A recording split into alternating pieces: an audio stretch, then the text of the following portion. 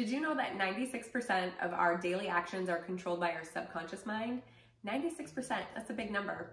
According to Bruce Lipton anyways, he is a fabulous psychotherapy hypnotherapist, and I've really enjoyed reading some of his work, along with Marissa Peer, who is the licensed therapist that has trained me through RTT, which we'll talk more about soon in this video. In this intro video, we are going to talk about the difference between the subconscious mind and the conscious mind, rules of the mind, and what is RTT. So let's dive right in. In a nutshell, the conscious mind, so where we're at right now as you're listening to me, we're in conscious state, is ruled by the subconscious mind.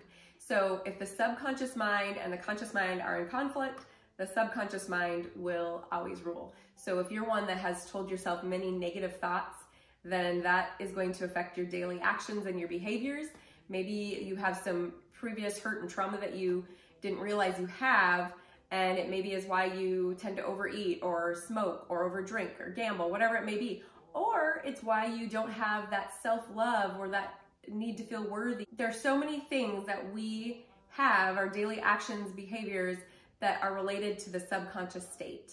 So before we get into, how we can work with the mind to be the master of your own mind, let's talk a little bit about the rules of the mind. When the conscious mind and the subconscious are in conflict, as I said, the subconscious always wins. So that's why it's so important we're feeding the subconscious mind positive, affirmative words. It's so powerful. If you think about kids from the age of 0, or when they're brand new babies, to 7, that is when they are most programmed in the subconscious state. And so if you think about it, what happens when they're in that age range from 0 to 7, science shows that they're more in that theta alpha brainwave. In a nutshell, all that I'm saying is when you're young like that, you are highly programmable. And if you think about it, how quickly they learn words, they learn phrases, they learn their cute little mannerisms. They are able to interpret things by, maybe you see them say something, you're like, where did you learn that? I don't actually say that. Maybe it was from the television or school, whatever it may be. Their brains are on high alert to be basically programming whatever they're seeing around them. So if you have a child that grows up in a very loving, affirming family, you're going to see that they're having more positive thoughts. They're a little more self-assured. If you've got somebody that's grown up in maybe a little bit more of a traumatic household, and you know what, we've all had trauma. I was going to say I grew up in a very loving, amazing family, but as I've gone through this licensed therapy training, I've had to be a client 8 different times. And every time I really want to utilize this to just be a better version of myself. So I'll try to think of different issues that I have. It's amazing what I've dug up from my childhood that has affected me or really transformed my thoughts to maybe not feel as worthy as I should. And those are the kind of things that we can look at. And the cool thing about rapid transformational therapy, or RTT, is the therapist, myself, is going to help the client to be able to help them dig back into their past to find out how the past has affected them and maybe is why they're seeing certain actions or behaviors today. So a lot of us have dealt with trauma, whether it's as simple as something your friend said that was hurtful, or something, as severe as post-traumatic stress from being overseas. All of those things can create some anxiety and depression. Our past situations are just our past, and you can work through those. And if you can understand where the depression, the anxiety, the lack of confidence, the low self-esteem is coming from, you can change it and correct it. And you can tell your mind new, wonderful thoughts, and you can really see that you are going to feel free and you're going to feel so much happier and lighter. And my goal through all of this is to give all of you hope. It's just a crazy time. You all know it. I don't even watch the news anymore. It's honestly too depressing. But I think that we all need to be able to control our own hearts and mind, and that's what I want to do for you all. But let's get started with the rules of the mind. I'm going on a tangent here. So rules of the mind. First off, the common denominator of all of our problems or issues, concerns that we have is usually not feeling worthy or not feeling lovable enough. So that's number 1. Well, the second thing is the mind is going to do what you tell it to by the words and the pictures that you give. Even pictures are more forming or transforming than words. So words are one thing, Pictures is another, and I'll give some examples of that down the road. It drives you to what is familiar versus unfamiliar. And so the reason this is so important, let's say it's familiar for you to tell yourself that you're not good enough, or that you're not worthy, or there's not enough money, there's not enough abundance. That's a problem. So we want to make that unfamiliar. We want to start to tell your mind that you are beautiful and you're wonderful and you're amazing and you're smart and you are capable of anything and the world is your oyster, right? So you want to make those negative thoughts unfamiliar, positive thoughts familiar. So the core beliefs are fear of being rejected, what I want is not available to me, or I'm different and I don't fit in. For me, that one doesn't stand out as much. It's actually funny for me. I like to kind of be unique. I don't want to be like everybody else. And I think we're starting to see that more and more, which is a great thing. But there are others that maybe feel that way too. So, you know, you're going to find that one appeals to you most. I think growing up for me with being in a family of 6, I always felt like things weren't available because we grew up in just a modest, amazing, loving home. But when it came to abundance, we didn't always have the resources when it came to, you know, finances. So that's something I think that always had kind of been stuck in my mind back in, you know, growing up in that way.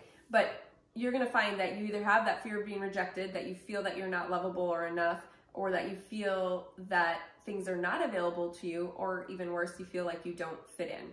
A habit of action is ruled by a habit of thought. So another important aspect to kind of know when it comes to rules of the mind, or just some of the actions that we formed growing up, or even now, you still have these dynamics, right? There's 4 roles that we play.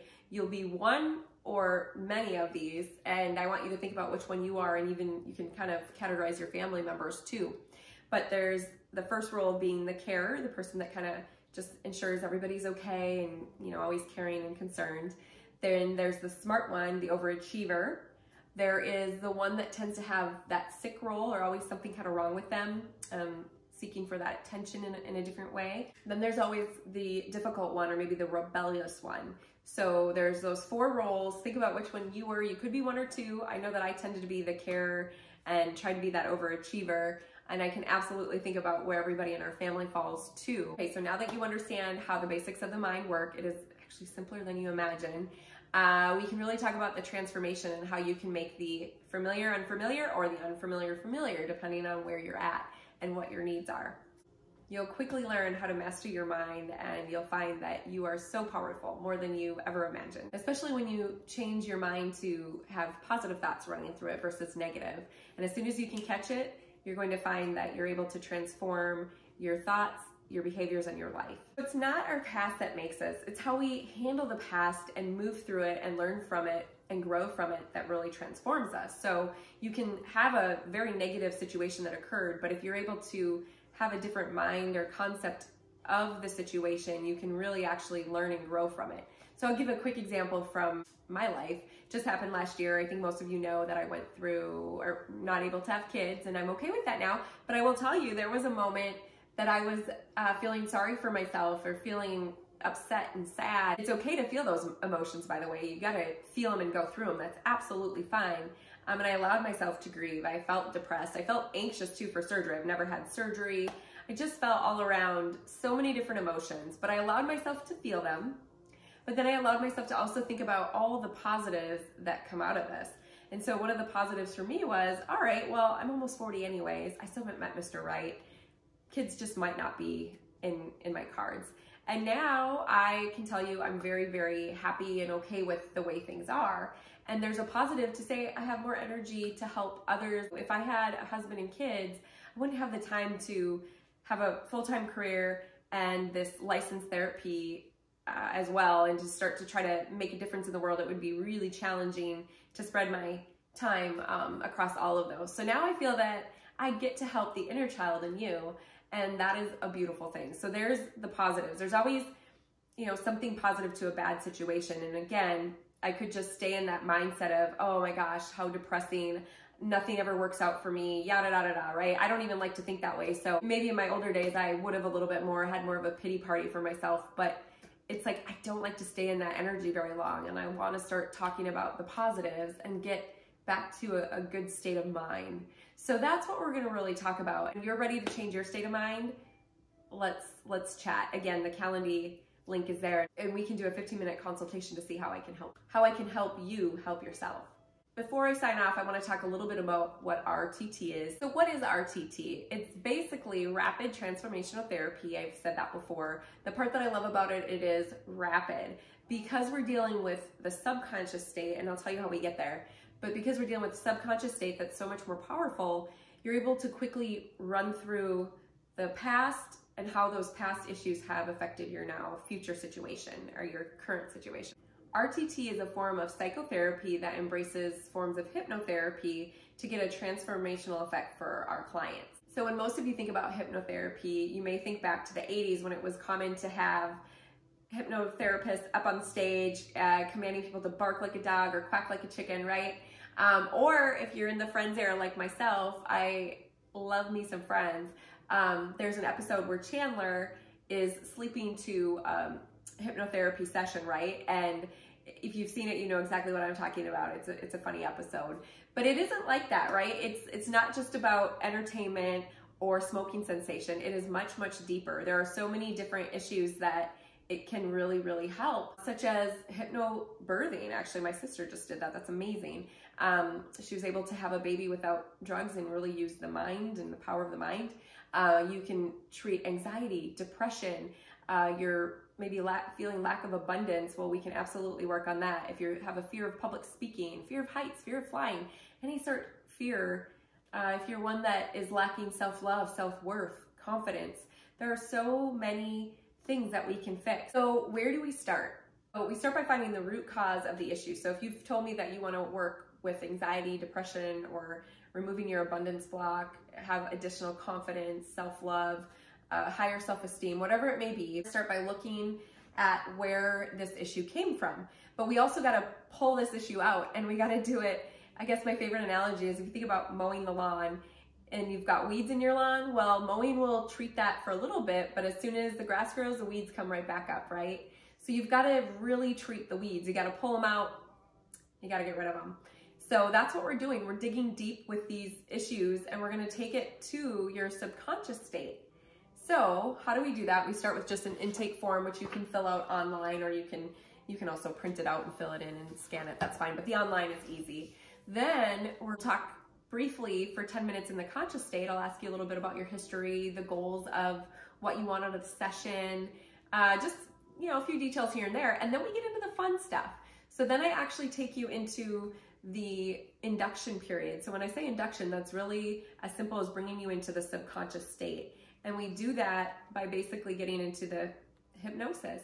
The cool thing about it is you're in full control and you're more in a meditative state. And why it's so important to take it to the subconscious state is because you're going to retain a lot more. You'll pull things that you wouldn't pull. You're in full state of awareness. You know exactly what you're doing and saying, and you are in full control. So you're just more comfortable, relaxed, and it's going to get you to be able to share things that you maybe wouldn't feel comfortable sharing. So that's the beautiful thing, and that's what allows you to look at the situation, to really evaluate and see how has that past situation affected me today.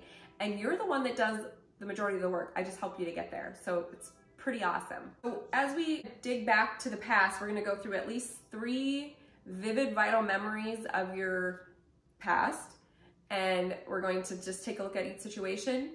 Then the most important aspect of this therapy is really, once we look at those situations, you're going to correlate and see how they affect you now. And then we're going to release them. And there's a lot of different modalities. I won't get into it. I don't have time. If you do a session, you'll see how it works. It's pretty awesome. The last is to really install. We're giving you new data to transform your mind and your thoughts. And so what I will do is we'll have a 15 to 20 minute transformation that's all positive, all of the things that you're wanting to hear and that your mind needs to hear to really heal and to just be that best version of yourself. So then I'll send you the recording via text or email, however you want it. And the idea is for you to listen to that for at least 21 days for best results. And that is it, ladies and gentlemen. That sums up rules of the mind, conscious versus subconscious, and RTT. So thank you for listening. As mentioned, you can click on the link to look at my calendar. Absolutely would love to do a 15-minute consultation so we can talk more about you specifically and set something up for the new year. And I'm here for you always. Message, comment below if you have any additional questions. And I look forward to working with you. Much love. Bye.